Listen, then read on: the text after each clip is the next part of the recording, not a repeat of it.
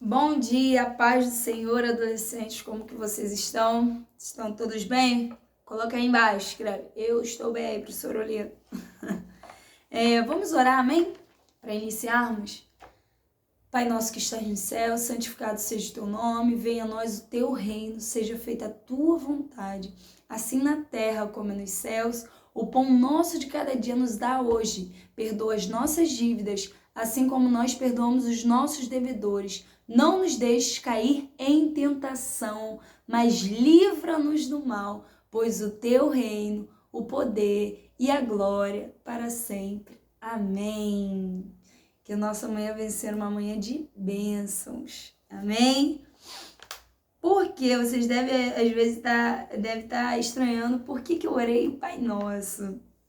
Por incrível que pareça, no Pai Nosso tem a palavra tentação. E essa é a aula de hoje. Tem essa palavrinha na aula de hoje. E qual é o caminho da tentação? A gente vai estar lendo aqui algumas partes da revista e na Bíblia também, que eu separei aqui. E vai estar falando um pouquinho sobre a tentação, como resistir a ela. Amém? Qual é o caminho da tentação? Vamos lá para a revista. Tiago, irmão do Senhor, explica em sua epístola o caminho da tentação em nossa vida. Quando somos tentados, as pessoas são tentadas quando são atraídas e enganadas pelos seus próprios maus desejos. Então, esses desejos fazem com que o pecado nasça, e o pecado, quando já está maduro, produz a morte. É muito sério isso, muito sério, muito sério. Então, vamos lá. Abre aí, pega aí sua Bíblia rapidinho. Tiago, capítulo 1, versículo 14 e o versículo 15. Vamos ler rapidinho? Cada um, porém, é tentado pelo próprio mau desejo, sendo por este arrastado e seduzido. Versículo 15.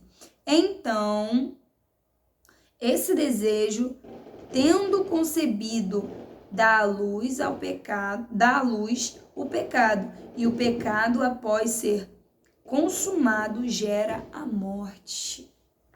É muito sério o que vai ser tratado aqui, só que é algo que é fácil de se entender. E fica claro que a tentação geralmente parte dos nossos pensamentos e sentimentos. Quando nós pensamos, automaticamente nós vamos sentir. Então, se nós pensamos e sentimos, se for algo bom, vai dar a oportunidade da gente fazer coisas boas. Mas se for algo ruim, nosso pensamento vai planejar o pecado, vamos sentir e automaticamente vamos conceder a oportunidade do pecado atuar, entendeu? Na nossa vida. Então, isso é muito concreto que diz aqui na palavra do Senhor. Aí na revistinha tá assim: aqueles pensamentos e desejos que você tem bem oculto, mas ninguém sabe. São esses que o Senhor, ele vê. Então, se esse pensamento ou sentimento não for confrontado imediatamente, pronto, o pecado amadurece e produz morte espiritual. E em muitos casos, como consequência da prática do pecado, a morte física literal. Olha que seriedade tem nisso, né? Quando nós cometemos um pecado, que o pecado em si ele já é uma coisa ruim, só que pela misericórdia, pela graça do Senhor Jesus, nós temos a oportunidade de nos redimir. E a morte espiritual, que diz aqui, quando fala sobre morte espiritual, quer dizer que é a separação de Deus, estarmos separados de Deus. Então, que você não venha deixar isso acontecer com a sua vida. Se por acaso você estiver se sentindo tentada em alguma parte da sua vida. Eu tô tentada a pecar, desobedecer meus pais, a pensar, a querer, sei lá, sabe? A querer cometer algo que não é do agrado do Senhor. Que você venha trazer isso à sua memória, mas não leva para o seu coraçãozinho, não. Tenha esperança que você tem alguém que zela pela sua vida em oração. Tem alguma pessoa que está orando por você e que você pode contar com essa pessoa. Você pode contar comigo, você pode contar com o presbítero Júlio, com a diaconisa Maria Falheiro, tem tantos outros, com a Marilane, tantos outros professores, pastor Carlos.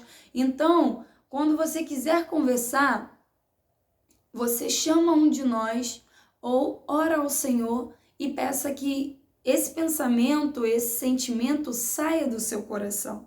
Vamos lá, 2 Timóteo 2:22 vai estar dizendo algo muito, muito interessante. 2 Timóteo 2, versículo 22, que diz assim: fuja dos desejos malignos da juventude e siga a justiça. Olha como que nós devemos fazer para que consigamos negar a nossa própria carne, seguindo a justiça, a fé, o amor e a paz com aqueles que de coração puro invocam o Senhor. Então aqui já deixa bem claro.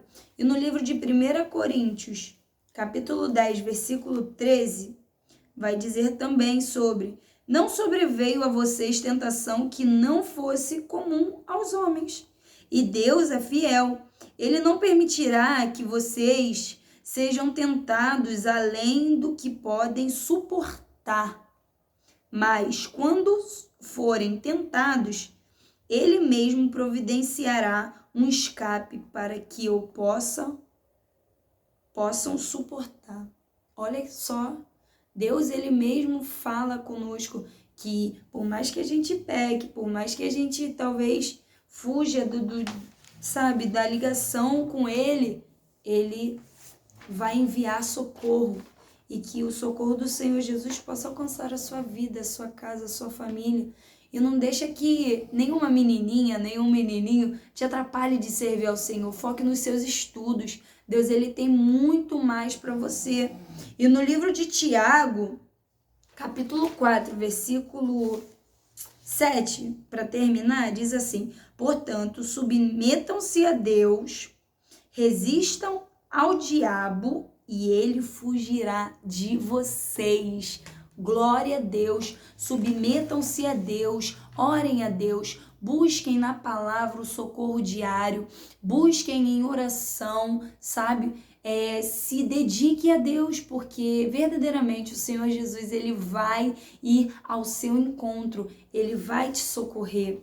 E quando fala de morte física, é a morte normal, como a gente vê, a pessoa morreu, vai ser enterrada, mas morte espiritual é a separação de Deus, separação da gente com Deus. Então não deixa que essa morte espiritual chegue à sua casa, chegue à sua vida. Se declare ao Senhor todos os dias da sua vida, coloque um louvor bem alto. Mas minha mãe não deixa, então coloca baixinho. Então, separa um tempinho para o Senhor Jesus, faça uma devocional, porque isso é o que nos aproxima do Senhor Jesus e que nos afasta da tentação carnal e da tentação humana.